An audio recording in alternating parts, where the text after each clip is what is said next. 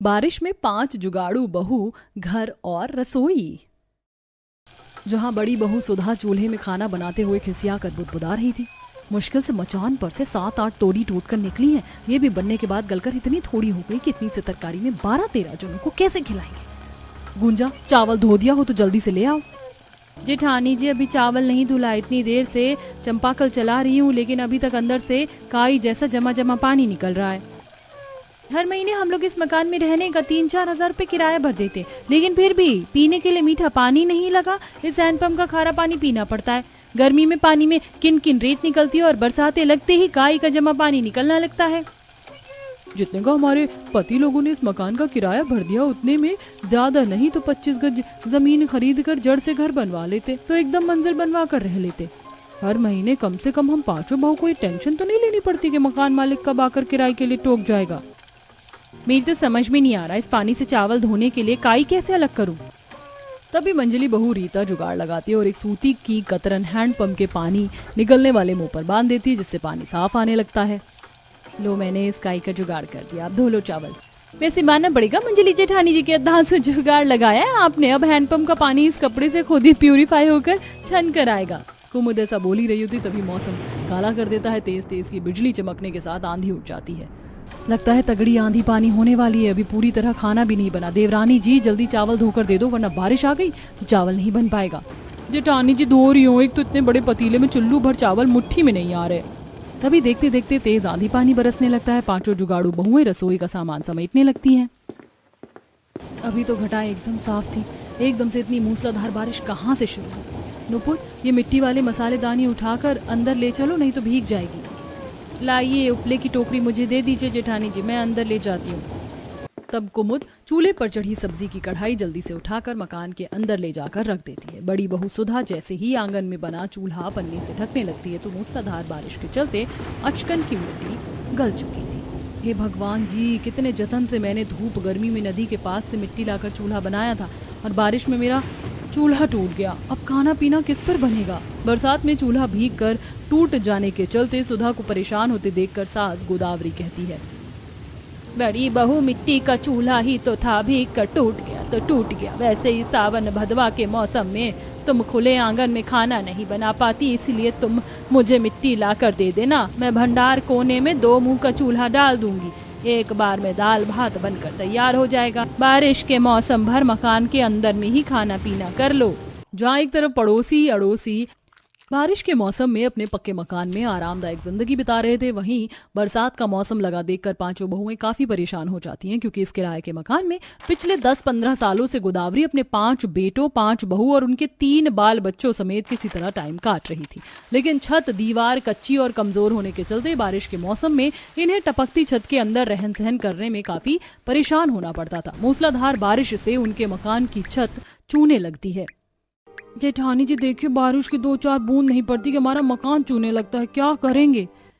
और क्या करेंगे, हर साल की तरह जैसे बारिश में बर्तन लगाकर एक जगह पर दही की तरह जमकर पानी इकट्ठा करते हैं, वही करेंगे, क्योंकि इस साल भी हमारे निखट्टू पतियों से मकान की छत पक्की नहीं करवाई गई। गुंजा के ताना कसने पर प्रभात भड़क जाता है और दोनों में झगड़ा होने लगता है। बस तुम लुगाइयों में से तो हम 5 भाइयों का घर में थोड़ी देर बैठना भी देखा नहीं जाता। अरे हमारा घर में रहकर खाना तुम सभी की आंखों में खटकता है। बस दिन भर घर के बाहर रहकर गधा मजदूरी करो, तब सब ठीक है। बस बस रहने दीजिए। आप 5 भाइयों की कमाई में तो जैसे आग लगी पड़ी है। पिछले साल बरसात से बोलते बोलते इस साल की बारिश की शुरुआत हो गई, लेकिन फिर भी आप 5 भाइयों से इतने पैसे भी नहीं जुड़े कि कम से कम घर की छत दीवार पक्की करवा दो। मैं तो करम फूट गया ऐसे निखट्टू पति से शादी करके। हाँ तो बोल देती अपने पिताजी को, कोई सरकारी सर्विस वाला पैसे वाला दामाद ढूंढ लेते। करवानी थी ना कमाते खाते परिवार में शादी। 2 टाइम की रोटी तो तुम्हें मैं ही कमा कर खिला रहा हूँ ना, कि तुम्हारे पिताजी। एक तरफ बरसात का कहर था, वहीं मकान के अंदर अपने बहू बेटे को इस कदर झगड़ा करते देखकर बिस्तर पर पड़े बीमारी की हालत में जूझते हुए हरिहर ने कहा, हे भगवान, अरे क्यों तुम मियाँ बीवी जब देखो झगड़ते रहते हो। अरे गोदावरी, इन दोनों को शांत करो, मेरा सिर दुखने लगा। ओहो, तुम दोनों मर्द लुगाई को लाज लग रही है कि नहीं थोड़ी भी। यहाँ तुम्हारे ससुर ने खटिया पकड़ रखा है और तुम दोनों झगड़ रहे हो। प्रभात, गुंजा, गरम मिजाज से मसले का निवारण नहीं निकलता। अब तो जो हालात सामने है उसे झेलना ही पड़ेगा। तभी बड़ा बेटा मनोहर नरमी से समझाता है, देखो तुम सब तो जानती हो मानसून के मौसम में हमारा दिहाड़ी भत्ते का काम बहुत ही ठप हो जाता है, वरना पक्का करवा देते। और वैसे भी किराए के मकान में रहकर खुद के पैसे लगाकर काम करने से मकानदार किराए में नहीं कटेगा। कुछ खाना बनाया है तो दे दो, हम खाकर काम पर जाएं। रीता बहू अपने देवर जेठ पति को खाना परोस दे। तभी रीता असहज होकर कहती है, माँ जी केवल सब्जी बन पाई है, भात बनाने जा रही थी, इतने में बारिश हो गई। रीता बहू देख, रात की कोई बासी कोसी रोटी बची हो तो दे दे। तुम पांचों के पतियों को इतनी समझदारी है कि चूल्हा टूटा पड़ा है तो टटका चावल कहाँ से मिलेगा। तब रीता थोड़ी थोड़ी सब्जी के साथ हिचकिचाते हुए रोटी परोसती है। जेठ जी वो सब्जी कम है इसलिए थोड़ी थोड़ी दी है। कोई बात नहीं, इतने में तो रोटी खा लेंगे। पांचों थोड़ी सी सब्जी के साथ छुआ छुआ कर रोटी खाते हैं और हल्की बूंदाबांदी में रोजी भत्ते के लिए निकल जाते हैं। तभी नुपुर दुखी भाव से कहती है, सब्जी कम होने के चलते हमारे पतियों ने पेट भरकर खाना भी नहीं खाया, थोड़ा अचार भी होता तो खा लेते बढ़िया से। जार का आधे से ज्यादा अचार तो बाल बच्चों ने खाकर खत्म कर दिया। उन्हें भी तो रोज अचार पराठा देते थे, ऊपर से इस साल तो बाजार में कच्ची कैरी भी इतने महंगे दाम पर बिक रही है कि सोचना पड़ता है। कुमुद की ये बात सुनकर रीता के दिमाग में जुगाड़ आता है। अरे जब बिना खरीदे ही आम का अचार लगा सकते हैं तो बेफिजूल के पैसे क्यों फूकना। आज कितनी देर तक पीट पीट कर आंधी पानी बरसा है, पता है जंगल में पेड़ से कितने सारे आम गिरे होंगे। ये तो हमने सोचा ही नहीं, चलो इससे पहले कि कोई और जाकर वो सारे आम बीन के ले जाए। चलो। तभी बारिश में भीगे हुए दोनों बड़ी बहू रीता सुधा के बच्चे स्कूल से आ जाते हैं। माँ छोटी चाची आप सब लोग कहाँ जा रही हो, मैं भी चलूंगा। राजू बेटा हम जंगल जा रहे हैं, तुम्हारे लिए मीठे रसीले आम चुन कर ले आएंगे, तुम घर में रहो। थोड़ी देर में पांचों बहुएं जंगल पहुंच जाती हैं, जहां ठंडी ठंडी हवा चल रही थी और शाखाओं पत्तों पर जमी बूंदें गिर रही थी। जमीन पर बहुतायत के आम पेड़ से टूट कर गिरे थे, जिसे देखकर पांचों जुगाड़ू बहू खुश होकर जल्दी जल्दी चुनने लगती हैं। जरा देखो ये शहरी दशहरी कच्चे आम कितने बड़े हैं, पता है बाकी मालदे और लंगड़े आम की तुलना में इसमें काफी गूदा होता है और इसका अचार भी अच्छा लगता है और काफी समय तक टिकता है। वैसे कुछ देर की बारिश से मौसम के वातावरण में कितनी ठंडक आ गई है और पेड़ पौधों ने भी नहा लिया। तभी जंगल के बीच बनी मड़ई में से बूढ़ी दुलारी बाहर आती है। अब आई हो तुम बहुएं, मैं कब से तुम्हारी बाट जो रही थी। कैसी हो दुलारी दादी, तबीयत तो ठीक है? हाँ मैं तो एकदम चंगी वाली हूँ। पेड़ पौधों की शुद्ध ताजी हवा शरीर में लगती है, जंगल से ही फल चुनकर भरण पोषण कर लेती हूँ। वैसे दुलारी दादी आपको इतने घने जंगल में अकेले रहने में जंगली जीव जंतु का जोखिम नहीं लगता? रीता बहू इस जग में जानवरों से वफादार तो इंसान भी नहीं होता। एक कुत्ते को भी अगर तुम 2 टुक रोटी डाल दोगी ना तो इतनी भी खाकर संतुष्ट हो जाता है, तुम्हारे घर के बाहर बैठकर पहरेदारी भी करेगा। ये तो है दुलारी अम्मा, हम पांचों भी जंगल में जब आते हैं तो काफी सुकून ठंडक मिलता है, दिल करता है यहीं पर बसावट कर लें, किराए की भी भारी चिंता सर से उतरे। तब नुपुर नदी के किनारे हरे साग निकले हुए देखती है। सुधा दीदी, रीता दीदी, वो देखिए बरसाते लगते ही नदी में साग पनप गया है। पर नुपुर साग तो सर्दी के मौसम में होता है, बारिश में कौन सा साग पात होता है? मेरे देखने में तो खरपतवार लग रहा है।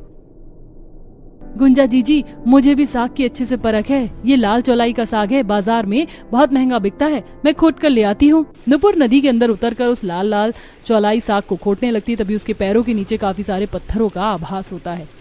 लगता है इस नदी में घोंगे और सीप भी हैं। नुपुर देखो मौसम खराब हो रहा है, जल्दी से आ जाओ। हमारा चूल्हा भी तो टूट गया है, अब नदी के पास आए तो बलुआ मिट्टी ले लेते हैं। दोनों बड़ी बहू चूल्हा बनाने के लिए मिट्टी निकालती हैं, वहीं नुपुर नदी में से ताजा साग खोट कर बाहर आती है। जैसे ही पांचों बहू घर पहुंचती हैं तो मकानदार राजू को मार रहा था। दादी मुझको बचाओ, मोटे खड़ूस अंकल मुझको मार रहे हैं, मुझको बहुत दर्द हो रहा है। मकानदार जी छोड़ दीजिए मेरे पोते को। हरामखोर कहीं का, तूने मुझे मोटा बोला, अभी देख मैं तेरे कैसी खाल खींचता हूँ। तभी रीता बीच में आकर अपने बच्चों को ले लेती है। हे भगवान, राजू तो ठीक है ना? मकानदार जी इतने छोटे मासूम से बच्चे को मारते हुए आपको मोह नहीं आ रहा था? अरे क्या किया मेरे बेटे ने? ज्यादा दूध की धुली मत बन गोदावरी की बहू, एक तो तूने अपने बेटे को इतना चस्का कर रखा है, मेरे मकान का दरवाजा तोड़ दिया, खर्चा तो मेरा बढ़ गया ना। एक तो तुम पांचों की कसम कभी भी टाइम पर किराया नहीं देते, खाली कर जाओ मेरा मकान। उल्टा चोर कोतवाल को डांटे। पिछले 2 महीने से दरवाजा उखड़ा हुआ है, हमने अपने पतियों से आपको खबर भी करवाई थी। एक तो आपको मकान में कुछ भी मरम्मत करवाने के लिए बोलो तो आप नहीं करते। छत भी एकदम कमजोर पतली चादर हो रखी है, ना तो आप पक्की करते हो और ना किसी साल सफेदी करते हो। मकानदार के अचार डालने के लिए बनकर बैठे हो। रीता गुस्से में मकानदार पर दाना पानी लेकर चढ़ जाती है, जिससे वो भी पिनक जाता है। अच्छा जी, जिसका खाना उसी को आंख दिखाना। अरे ओ गोदावरी, समझा ले अपनी बहू को, ज्यादा प्रधान ना बने, वरना अभी सबको निकाल कर फेंक दूंगा, फिर दर दर भटकते फिरेंगे। रीता शांत हो जाओ, बात बढ़ाने से कोई फायदा नहीं है। मकानदार जी, अभी आप चले जाइए, हमारे पति आएंगे तो हम किराए के लिए बोल देंगे। इस महीने में मुझे पूरा क्लियर किराया चाहिए और 10 तारीख तक मुझे मेरा मकान भी खाली चाहिए। एक तरफ बरसात का मौसम था, वहीं दूसरी तरफ मकानदार घर खाली करने के लिए बोलकर चला जाता है। रात को पांचों भाई थैली में थोड़ा थोड़ा राशन लेकर आते हैं। ये लो, थोड़ा दाल चावल लेके आए हैं, खिचड़ी बना दो। आज भी आप पांचों भाई की इतनी आमदनी नहीं हुई कि सब्जी ले आए, बस छुच्छे दाल चावल उठा कर ले आते हैं, बच्चे खाते भी नहीं है। नूपुर, तुम ऐसे ताने मार रही हो जैसे हम भाई दिन भर बाहर बैठकर झक मार रहे थे, दिन भर खाली बैठे थे, शाम को दिहाड़ी लगी है, जितनी आमदनी होगी उतने में तो खर्चा लेकर आएंगे, अब क्या कोलू में सर दे दें? हे भगवान, दिवाकर नुपुर, तुम दोनों चुप हो जाओ। वैसे ही मकानदार खाली करने को बोल के गया है। क्या मकानदार ने खाली करने को बोला है घर? लेकिन क्यों? गोदावरी मनोहर को पूरी बात बताती है, जिस पर वो बौखला कर कहता है, अरे तुम लुगाइयों को क्या जरूरत है उस दुकानदार को मुंह लगाने की? अब ऐसे बरसात के मौसम में हम घर कैसे खाली करेंगे?